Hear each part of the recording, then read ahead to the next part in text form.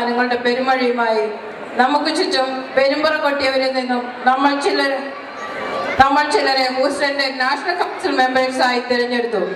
ഹൂസ്റ്റന്റെ ശബ്ദം KCCNയിൽ മുഴക്കുവാൻ നിയോഗിക്കപ്പെട്ടിരിക്കുന്ന ഇവർ ആസന്നമായിരിക്കുന്ന KCCN election മത്സരാർത്ഥികളായി അത്യധ്വാനം ചെയ്യുമ്പോഴും നമ്മുടെ കൂട്ടായ്മയും സാമൂഹ്യ പുരോഗതിക്കുമായി എന്നെന്നും നമ്മുടെ മുമ്പിൽ തന്നെയുണ്ട്. അവർ നിർദോഷ നർമ്മഭാവനയിലൂടെ national council members and family നമ്മൾ ഏവരെയും കേരളത്തിലെ ഒരു അസാധാരണ കുടുംബത്തിന്റെ തരികിട ജീവിത നേർക്കാഴ്ചകളിലേക്ക് ആനയിക്കുന്നു. Let's enjoy this skit by our national council members and families. ഇന്ന് കേരളത്തിൽ ഏറ്റവും സുലഭമായി കിട്ടുന്നൊരു കാര്യം ഏതാണെന്ന് ചോദിച്ചാൽ ഒറ്റ വാക്കിൽ ഉത്തരം പറയാം: ലോൺ. കാറിന് ലോൺ, വീടിന് ലോൺ, സ്ഥലം വാങ്ങാൻ ലോൺ, കല്യാണം കഴിക്കാൻ ലോൺ, ഡൈവോഴ്സ് നടത്താൻ ലോൺ, ശവസംസ്കാരത്തിന് വരെ ഇന്ന് ലോൺ കിട്ടും. എന്തിന്? ഈ ലോൺ വാങ്ങാൻ പോകാനുള്ള വണ്ടിക്കാശിന് പോലും ഇന്ന് ലോൺ കിട്ടും.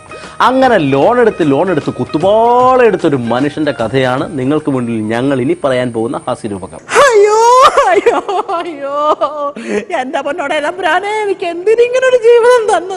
ഒരു ഭർത്താവുണ്ട്, ലോകത്തുള്ള ബാങ്ക് മുഴുവൻ കയറി ഇറങ്ങി നിരങ്ങി എല്ലായിടത്തുനിന്നും വായ്പ എടുത്ത് കുടുംബം മുടിക്കാനായിട്ട് ജനിച്ചൊരു ഭർത്താവ്. എന്റെ ദൈവമേ, ഇപ്പൊ എങ്ങാണ്ട് കറങ്ങാൻ പോയിരിക്കുക. കറങ്ങി തിരിഞ്ഞങ്ങോട്ട് കയറി വരും, ഇങ്ങോട്ട് പോരട്ടെ ഇന്നത്തെ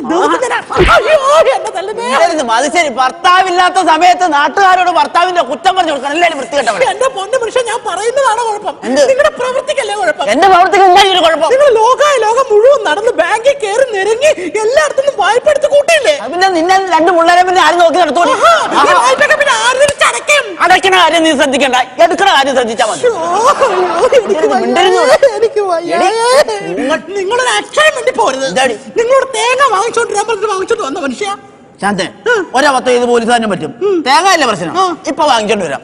പിന്നെ ഒരു കാര്യം, തേങ്ങ എന്ന് പറഞ്ഞാല് ഈ മുഴുപ്പ് വേണോ അതെ ഈ മുഴുപ്പ് വേണം? മുഴുപ്പ് ഈ മുഴുപ്പ് തന്നെ വേണം. പക്ഷേ ഇതുപോലെ ആകരുത്, അതിനകത്ത് വല്ലതൊക്കെ ഉണ്ടാവണം. ഇന്ന് ഞാൻ ശരിയാക്കൂടി. നിങ്ങളൊരു അക്ഷരം വേണ്ടത്. ഇന്ന് നിങ്ങൾ നേരെയാക്കാൻ പറ്റുമെന്ന് ഞാനൊന്ന് നോക്കട്ടെ. അതെന്താണ് നീ വീട്ടിൽ പോയി ചെയ്യണം? അയ്യോ അതല്ല, ഇന്ന് ഇങ്ങോട്ട് ഉപദേശിനോട് വരാൻ പറഞ്ഞിട്ടുണ്ട്. അങ്ങേര് നിങ്ങൾ ഉപദേശിച്ച് നേരെയാക്കും. എന്നെ ഉപദേശിച്ച് ശരിയാക്കും.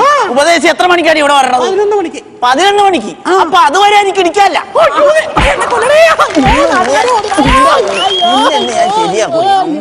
മതില് അയ്യോ അയ്യോ എന്നെ കൊല്ലുന്നേ.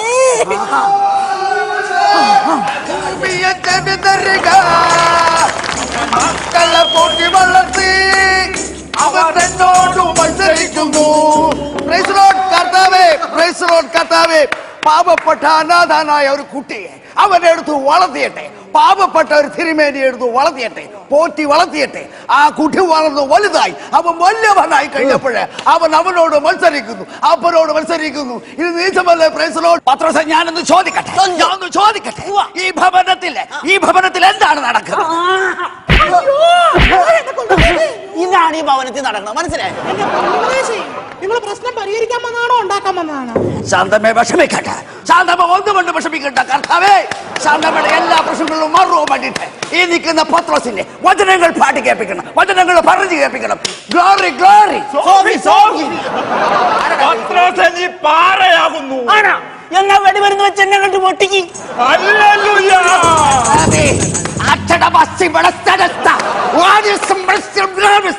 കർത്താവേ, അറിയുന്നു, അവൻ ചിന്തിക്കുന്നില്ല, അവൻ പറയുന്നില്ല, അവൻ കേൾക്കുന്നില്ല, അവനെല്ലാം അറിയുന്നു. വചനങ്ങൾ പ്രകാരം നിന്നെ ജീവിപ്പിക്കാൻ പോവുകയാണ്. വചനങ്ങൾ വായിക്കുക. അവർ തോറ്റു മടങ്ങി. കാരണം ഐക്യമില്ലായ്മ. കർത്താവേ, ഐക്യമില്ല. അവൻ തിരിച്ചു വരുന്നു. അവൻ വരുന്നു. എന്റെ ഉപദേശം ആര് വരുന്ന കാര്യം? എടി ശ്രീശാന്ത് ടെസ്റ്റ് ക്രിക്കറ്റ് തോറ്റത് തിരിച്ചു വന്നത്. പത്രം വായിക്കാതെ ബൈബിൾ വായിക്കണം. ഞാനല്ലാതെ നിനക്ക് വേറെ ദൈവമില്ല. ഉപദേശി മാറിക്കേ, ഇവനാണ് ദൈവം. ദൈവം നിൽക്കണ്ടേ? ലോളം നോക്കി പൊക്കണം. നിന്നെ പോലെ നിന്റെ അയൽക്കാരനെ സ്നേഹിക്കുക. അതെ, ഈ അയൽക്കാരൻ എന്നുള്ളത് അയൽക്കാരിൽ നിന്നാക്കി തരാൻ പറ്റുമോ? അന്യന്റെ ഭാര്യയെ മോഹിക്കരുത് സാത്താനെ. അനിയന്റെ ഭാര്യയെ മോഹിക്കാവാ? വചനങ്ങളെ കയറുന്നുണ്ട്. ആ 17-18 വായിച്ചേ. മത്തായിയുടെ സുവിശേഷം 17-18 ഒന്ന് വായിക്കണം.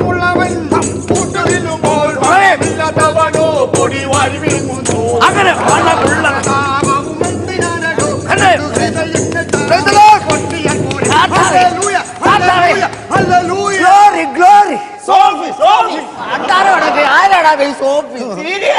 കർത്താവേ, ഞാനൊന്ന് ചിന്തിക്കുകയാണ്, ഞാനൊന്ന് ആലോചിക്കുകയാണ്.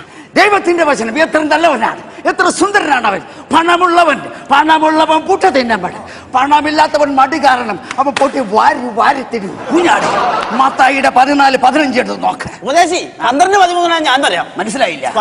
എന്റെ പൊന്നു തിരുവചനത്തിന്റെ കാര്യം കൈവിട്ടു പോകും. ഒരു കാര്യം മനസ്സിലാക്കണം, ആകാശത്തിലെ പറവകൾ വിതയ്ക്കുന്നില്ല, കൊയ്യുന്നില്ല, കളപ്പുരയിൽ ശേഖരിച്ച് നിർത്തുപദേശി. ഇതുങ്ങളൊന്നും കല്യാണം കഴിക്കില്ല, പിള്ളേരും ഉണ്ടാവില്ല, ബാങ്കിൽ നിന്നൊന്നും ലോൺ എടുക്കുന്നില്ല. വിവാഹം സ്വർഗത്തിൽ നടക്കുന്നു, സ്വർഗത്തിൽ. ആര് പറഞ്ഞു? എന്നിട്ട് ഞങ്ങളുടെ ഭാഗം നടന്ന് ഓഡിറ്റോറിയത്തിൽ വെച്ചാണല്ലോ. ഒരു കാര്യം മനസ്സിലാക്കണം, നമ്മുടെ കർത്താവ് കാനായിലെ കല്യാണത്തിന് വെള്ളം വീഞ്ഞാക്കി മാറ്റിയവനാണ്. ഇവക്കടെ അനിയത്തിയുടെ കല്യാണത്തിന് ഞാൻ ഇത്തിരി വെള്ളം വീഞ്ഞാക്കിയിട്ട് 14 ദിവസം റിമാൻഡിൽ കിടന്നു. അറിയാമോ? കർത്താവേ, എന്റെ കൺട്രോൾ തരും, എനിക്ക് സഹിക്കാൻ പറ്റുന്നില്ല.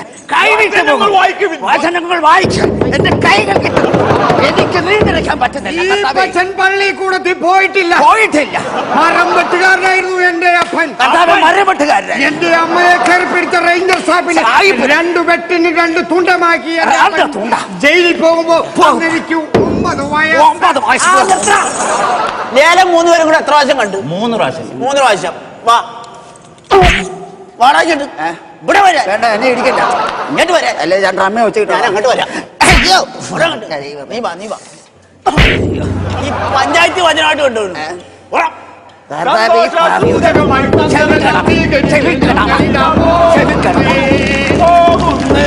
ഇങ്ങനെയുള്ള സാധനങ്ങളിലാണ് ഉപദേശിക്കാൻ വിളിച്ചിട്ട് വന്നേക്കണത്.